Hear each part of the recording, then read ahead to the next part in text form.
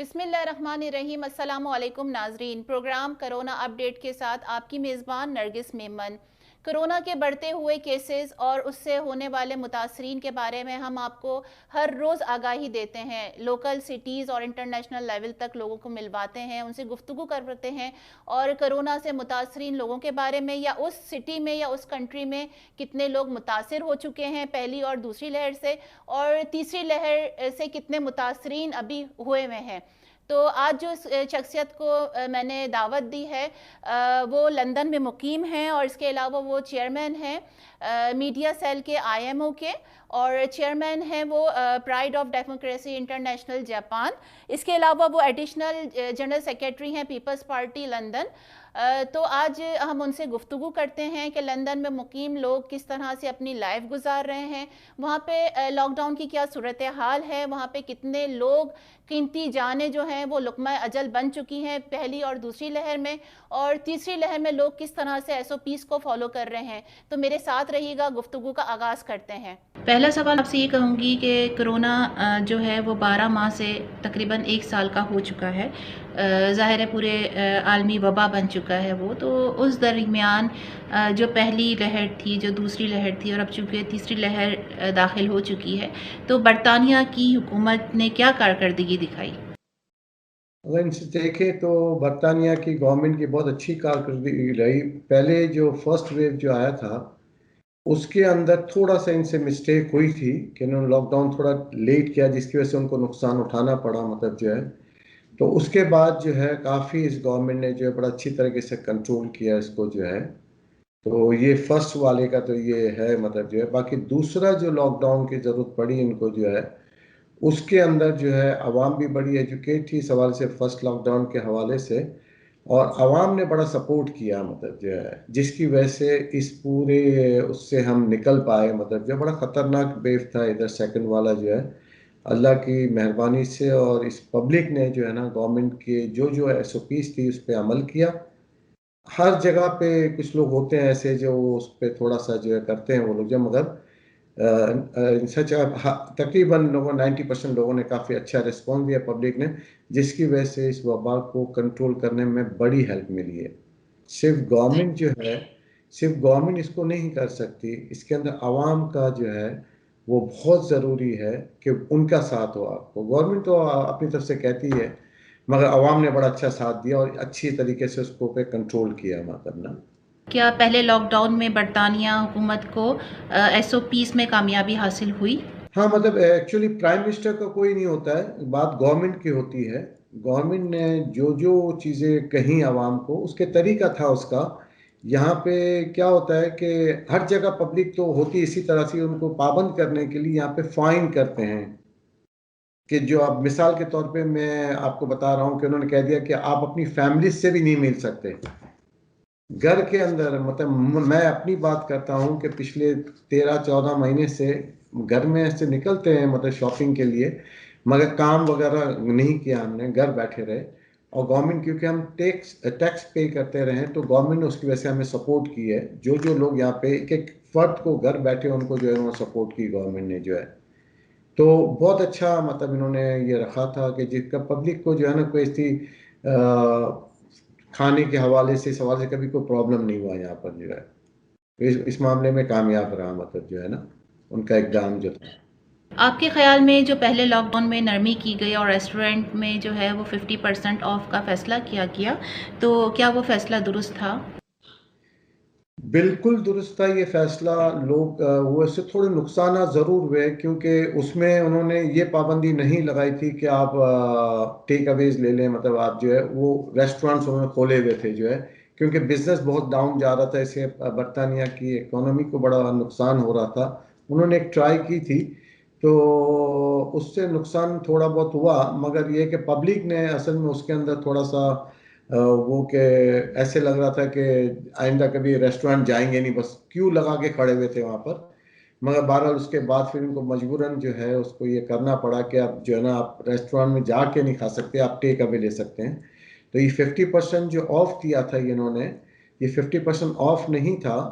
यानी रेस्टोरेंट वाले जो है, जैसे मिसाल के तौर पे 10 पाउंड का अगर आपने वहाँ पे मील लिया है आपने, तो 50% हम देते थे और 50% उस रेस्टोरेंट वाले को गवर्नमेंट पे करती थी। तो उस हवाले से बड़ा अच्छा रहा, मतलब ये किस्म से मैं कहूँगा जो है ना, क्योंकि पेश नज़र जो हालात चल रहे हैं तो उसमें हमारे जो बच्चे हैं, हमारे जो मुस्लिम के मेहमान हैं, उनका बहुत लॉस हो रहा है, उसका अजाला कैसे मुमकिन है?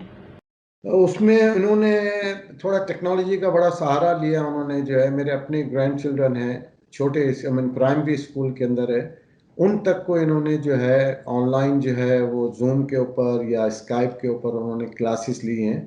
और इस अमल के अंदर जो है यानी पेरेंट्स ने बड़ा उसमें हेल्प की है, मतलब जो है इस सिस्टम को बचाने के लिए। बात नुकसान तो जारी बातें हुआ है, तकरीबन साल से ऊपर हो गया, बच्चे स्कूल नहीं जा रहे थे, बीच में जा रहे हैं फिर नहीं जा रहे हैं, तो नुकसान हुआ। मगर मुझे ये उम्मीद है कि ये गवर्नमेंट जो है, मौजूदा जो गवर्नमेंट है वो उस पर वर्किंग कर रही है, उसमें पेरेंट्स से भी अब एक्स्ट्रा क्लासेस देंगे। अब ऐसी बात, एग्ज़ाम तो हो नहीं सकता, उनको जो है कोई ऐसा तरीका निकालना पड़ेगा। तो नुकसान बहरहाल है, और उसको कवर करने में जिन्होंने टीमें बनाई हुई हैं बाकायदा जो है वो काम कर रही है, जिसमें पेरेंट्स भी अपना रोल प्ले कर रहे हैं उसके अंदर। तो इतना ज़्यादा नहीं होगा, कवर कर लेंगे, मतलब जो है 6 महीने उन्होंने एक्स्ट्रा क्लासेस करके या इस तरह लेसन लेके जो इस तरह करेंगे। टेक्नोलॉजी का बड़ा फ़ायदा हुआ है कि छोटे छोटे बच्चे जो है वो जूम के ऊपर जो है क्लासेस अटेंड कर रहे हैं दिन के अंदर, जिससे पेरेंट्स उनकी बड़ी हेल्प कर रहे हैं उसके अंदर जो है ये है।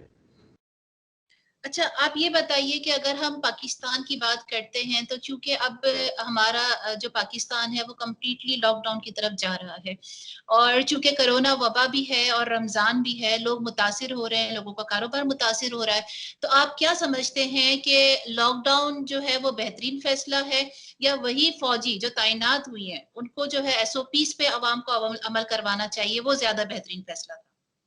नहीं, मैं समझता हूँ कि जैसे इंडिया का मिसाल आपके सामने है, बरतानिया की है, अमेरिका की है, ब्राज़ील की है, मैक्सिको की है, ये ये इन्होंने स्टार्ट में गलतियां की। खुद बरतानिया ने भी स्टार्ट के अंदर सिर्फ 1 महीना डिले करके उन्होंने लॉकडाउन लगाया।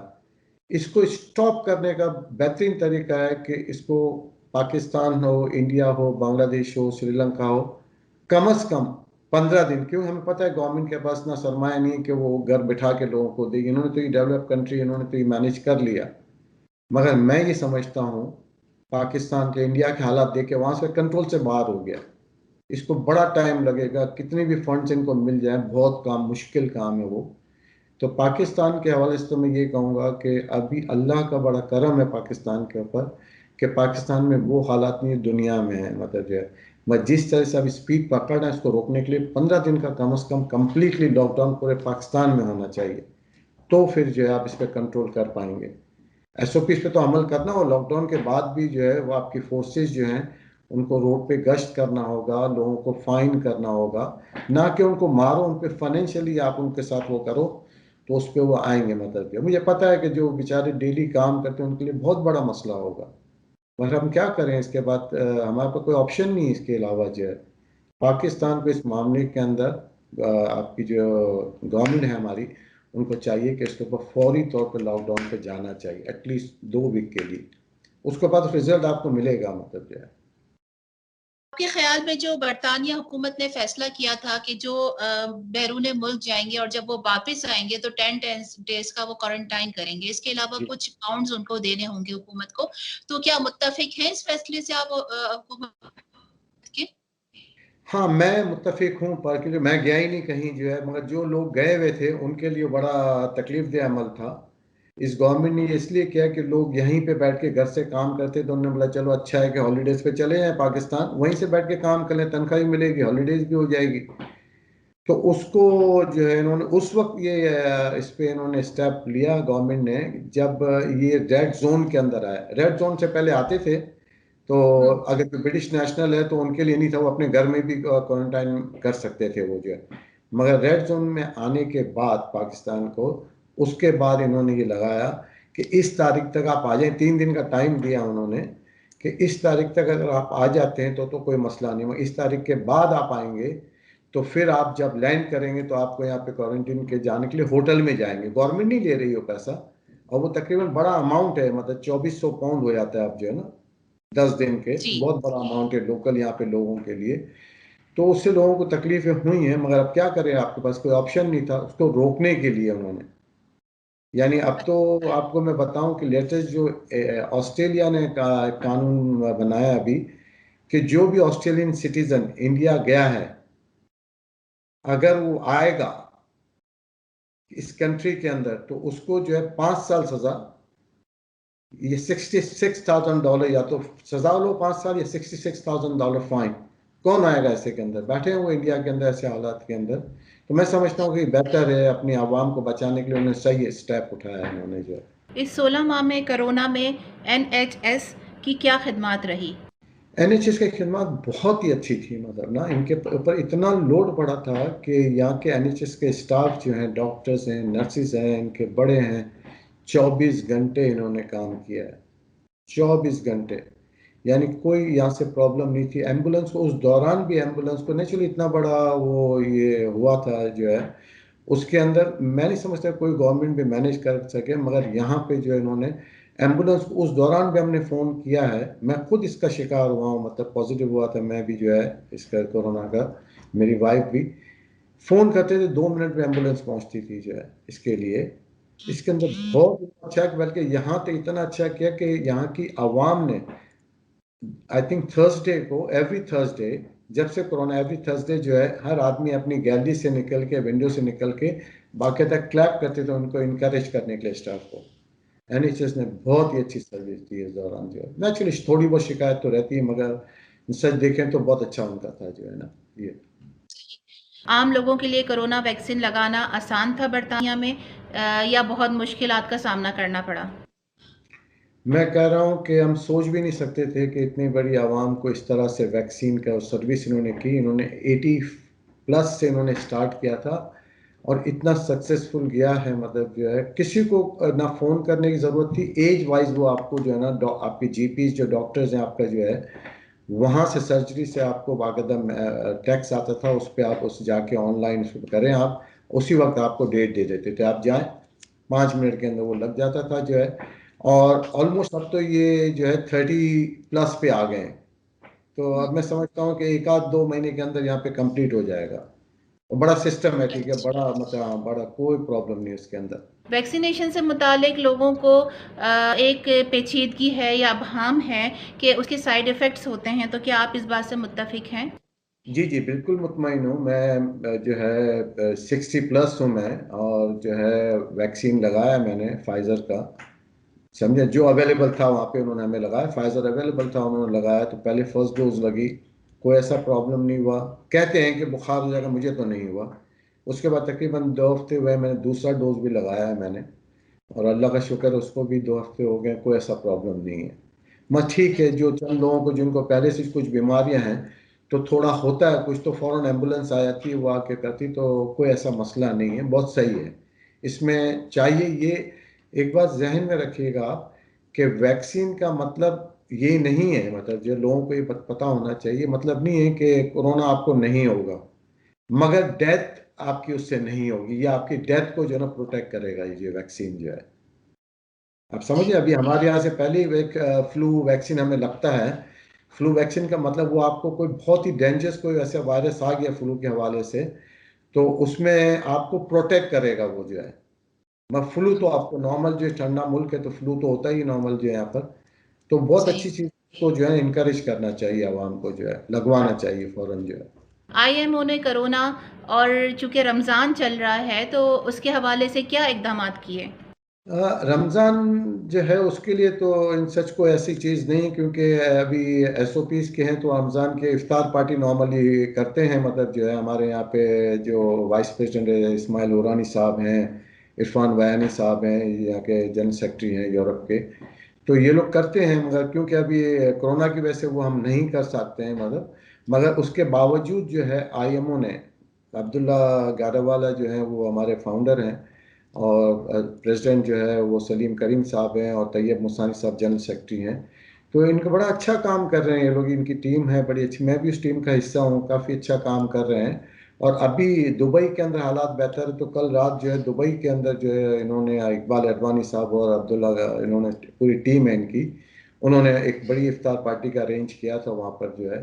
और बाकी जो है यहाँ पे हेल्पलाइन जो है हमारे यहाँ, मैं अपने यूके की बात करता हूँ, यूरोप की, कि हमारे जो वीपी हैं इस्माइल उरनानी साहब जो हैं और अरफान वयानी साहब, इन्होंने बड़ा अच्छा हॉटलाइन की भी, किसी को भी कोई प्रॉब्लम, डॉक्टर्स की सर्विस ये एक्स्ट्रा है, मतलब जो है जो मुल्क कर रहा है उसके एक्स्ट्रा एमओ जो है ना इस सर्विस दे रही है।